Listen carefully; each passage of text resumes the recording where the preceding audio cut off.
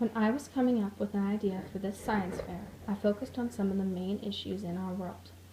One important problem in our world is energy consumption. The United States has a very high rate of consuming fossil fuels. Fossil fuels are energy sources that cannot be replenished, such as coal, oil, and natural gas, and we are using them up rapidly. Another problem is that kids are not getting enough exercise each day. They spend the majority of their free time on electronics. So for my science project, I created a machine to both save energy and keep people active at the same time. Kinetic energy is the energy of motion. For example, a ball rolling down a slope has kinetic energy. Once the ball stops, it releases the energy. My machine harnesses the energy created from the spinning of the motor and uses it to charge a mobile phone. When I was researching ideas for this project, I found a product called a socket. It is a device shaped like a soccer ball which uses kinetic energy to create electricity. When someone kicks the ball, it turns a pendulum inside that is connected to a motor. The motor generates power from the motion of the pendulum and saves it in a battery. When plugged into an LED light bulb, it will shine for 3 hours after only a half hour of activity.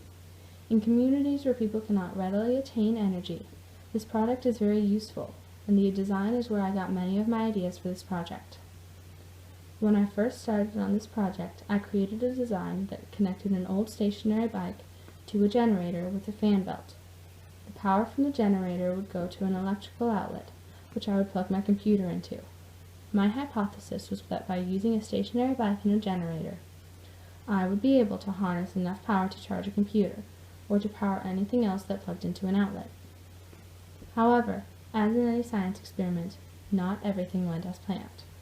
Right from the start, there were mistakes in the design.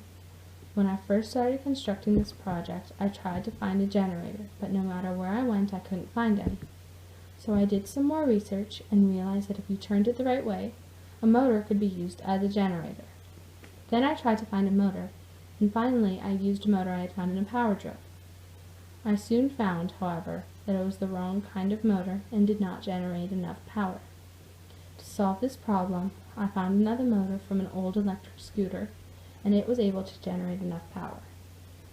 Another problem was that the power from the motor was AC, or alternating current, and to charge a computer I needed DC, or direct current. So instead of going straight from the motor to the computer, I found a power inverter and wired it to the motor. It converted the AC power to DC power. When I started designing my project, I only included one wheel, which was the one connected to the stationary bike, and a fan belt, which I hypothesized would give enough power. But when I got it hooked up, the motor didn't have enough rotations per minute to create power. So instead of using a stationary bike, I took an old children's bicycle and sawed off the handlebars and front wheel, leaving only the back wheel and gear system. Then I took the discarded wheel and chain from the electric scooter from which I got the motor, and connected that to both the back wheel from the bike and the motor. This created a 3-gear system which created many more RPMs than only using the bike wheel and the motor. The main problem of this experiment is that no matter how many gears I put in or how fast the motor went, I cannot produce enough power to charge a computer. However, when I plugged my cell phone into the inverter, the cell phone charged, because to charge a USB you only need 15 volts of energy. So instead of charging a computer, my project now charges a mobile phone.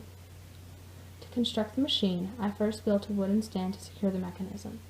I bolted the motor on one end and secured the back wheel of the bike in the air. The wheel from the electric scooter was secured to the back wheel of the bike with turn screws that could adjust the wheel to hold it tightly in place.